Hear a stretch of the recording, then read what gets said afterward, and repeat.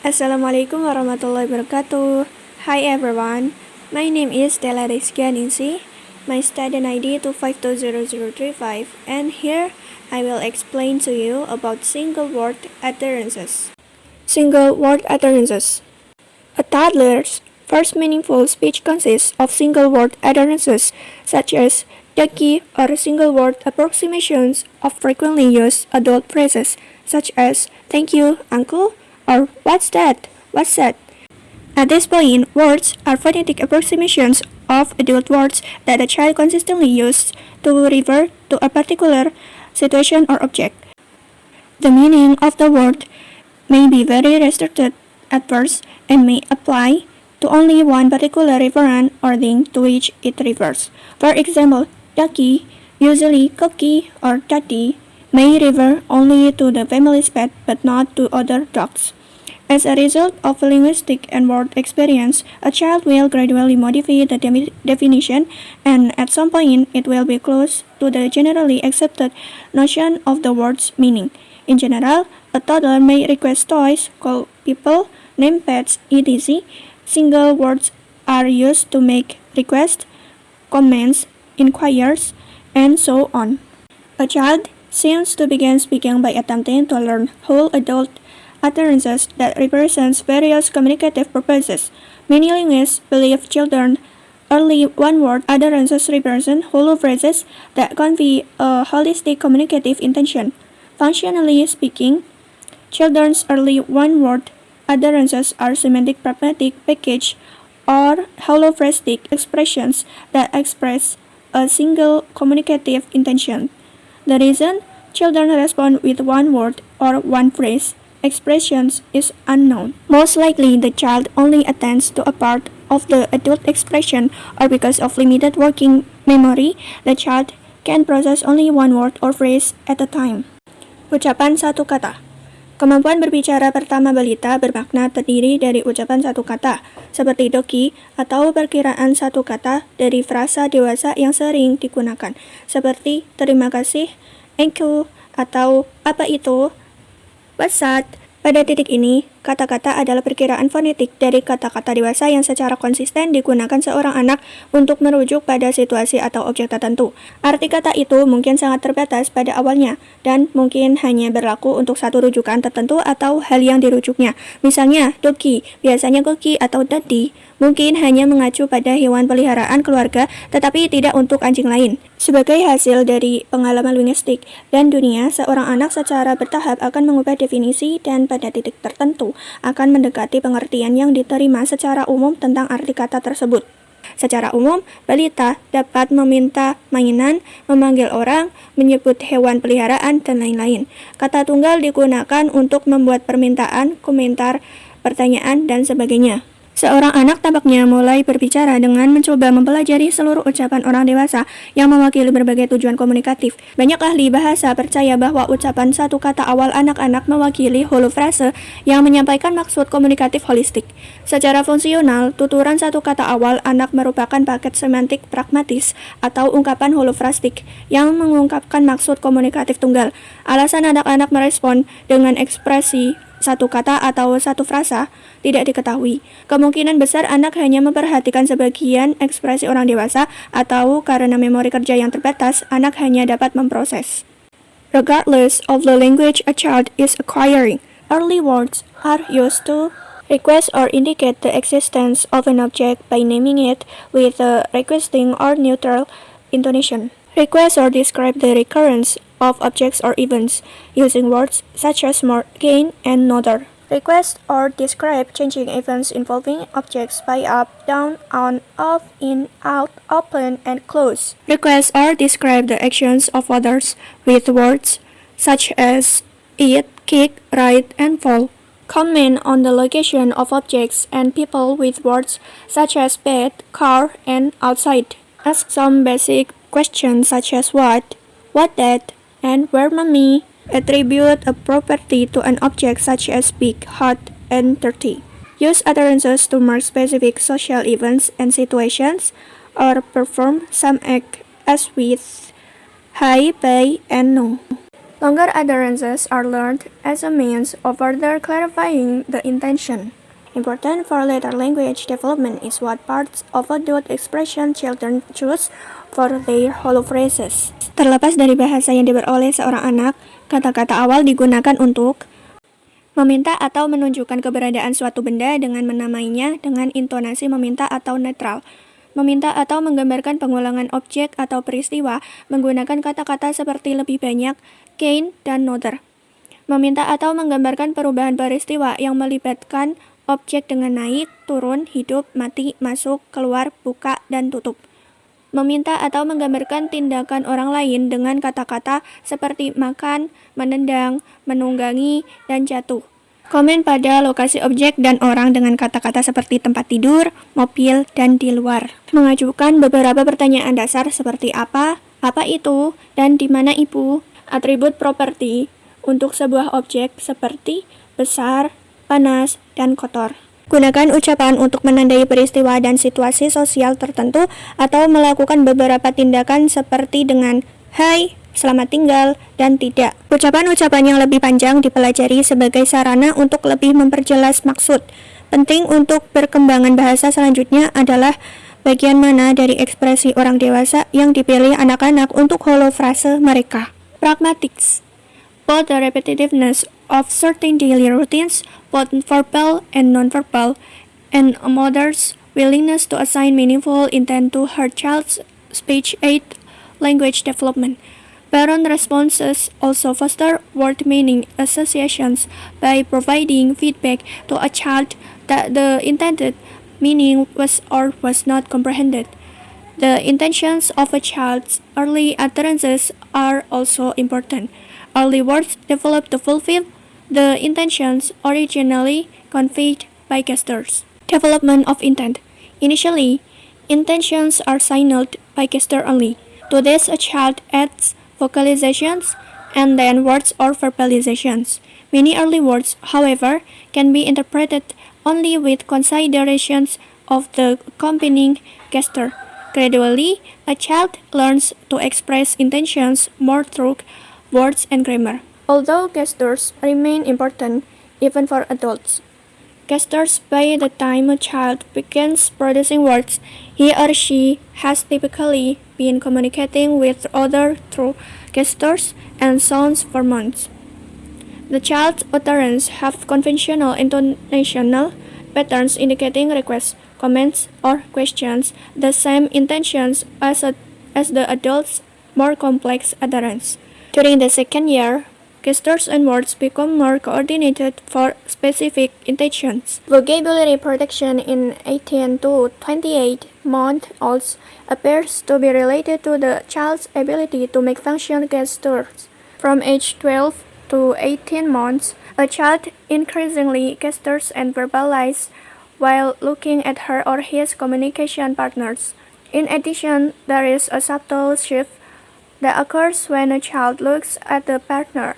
Gestures can be both a source of semantic knowledge and an expression of the knowledge, especially at the time when oral language skills are limited. From infancy, gestures both supplement and predict speech. Pragmatis, baik pengulangan rutinitas harian tertentu, baik verbal maupun nonverbal, dan kesediaan ibu untuk memberikan maksud yang berarti bagi perkembangan bahasa alat bantu bicara anaknya. Tanggapan orang tua juga mendorong asosiasi makna kata dengan memberikan umpan balik kepada anak bahwa makna yang dimaksud telah atau tidak dipahami. Niat ucapan awal anak juga penting. Kata-kata awal berkembang untuk memenuhi niat yang awalnya disampaikan oleh gerak tubuh. Pengembangan niat. Awalnya, niat ditandai dengan gerakan saja.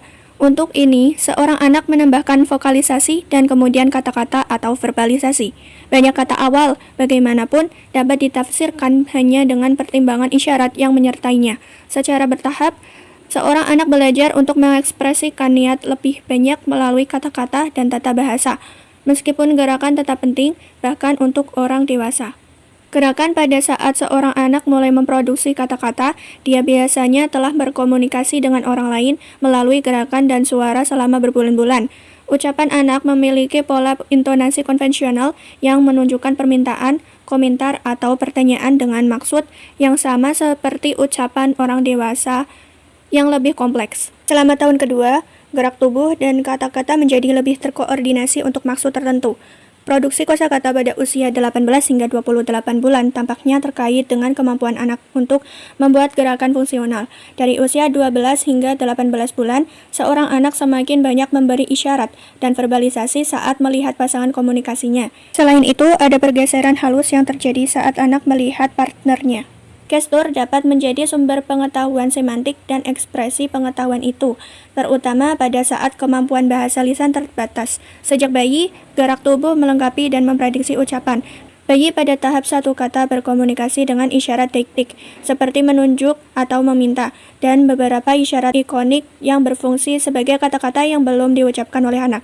Kombinasi gerak ucapan balita dapat dicirikan sebagai kombinasi penguat atau tambahan. Gestures and joint attending. When infants point, we assume that they themselves intend for their partner to attend to a referent.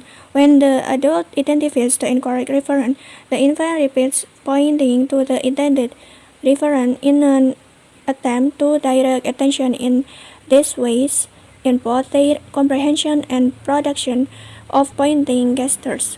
12 to 14 months old demonstrate an understanding of both pointing and naming as intentional acts whose purpose is to induce the partner to attend to some entity within a joint attention context.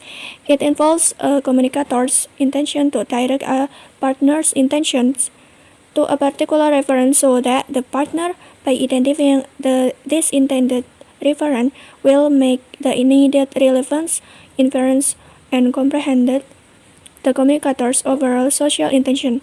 This suggests that early verbal communication and gestures share a common social cognitive, social motivational basis of shared intentionality.